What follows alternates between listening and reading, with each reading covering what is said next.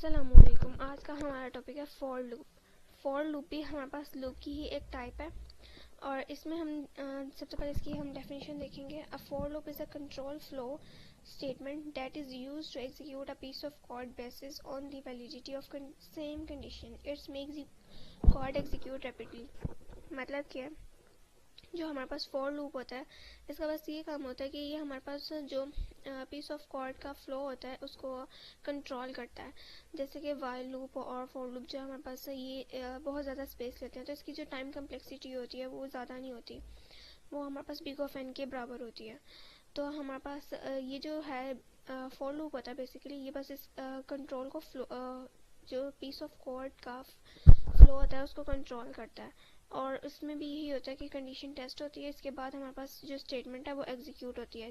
जैसे इसका यहाँ पर हम एक सेंटेंस देखते हैं तो हमें ज़्यादा अच्छे से समझ आएगी। इसमें सबसे पहले हम एक वेरिएबल को इनिशियलाइज करवाते हैं, देन इसके बाद कंडीशन को टेस्ट करते हैं और उसके बाद हम इंक्रीमेंट या डिक्रीमेंट करते हैं।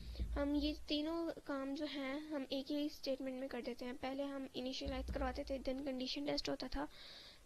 जैसे हम वाइल और डू वाइल का एग्जांपल लें तो उसमें पहले क्या होता था, इनिशियलाइजेशन होती थी, कंडीशन टेस्ट होती थी, देन इसके बाद नेक्स्ट लाइन में इंक्रीमेंट डिक्रीमेंट और फिर उसके बाद स्टेटमेंट लिखते थे हम।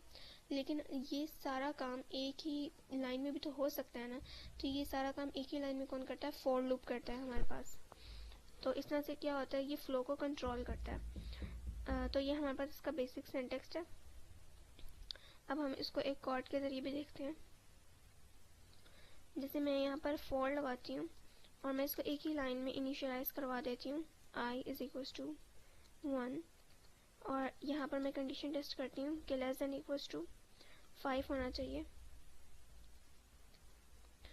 लेकिन इसमें एक चीज़ ये है कि इनिशियलाइज करवाने के बाद भी हमने स्टेटमेंट टर्मिनेटर यूज़ करना है और कंडीशन लगाने के बाद भी, और इंक्रीमेंट डिक्रीमेंट करना है।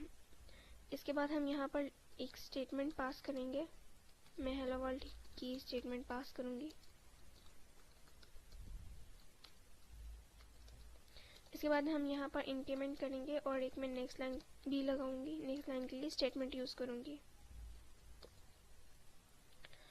तो बस फॉर लूप का इतना सा काम होता है कि जब हमारे पास नंबर ऑफ लाइंस में हमारे पास कोड लिखा होता है तो हम इस तरह से इसको यूज़ करते हैं कि सारा काम हमारे पास एक ही लाइन में हो जाता है। यहाँ पर इनिशियलाइजेशन भी एक ही लाइन में हो गई है, इंक्रीमेंट और डिक्रीमेंट भी हमारे पास एक ही लाइन में हो रहा है और कंडीशन भी एक लाइन में टेस्ट हो रही है और सेकंड लाइन में हमारे पास स्टेटमेंट एग्जीक्यूट हो रही है। अब हम इसको एक दफ़ा रन करके देखते हैं।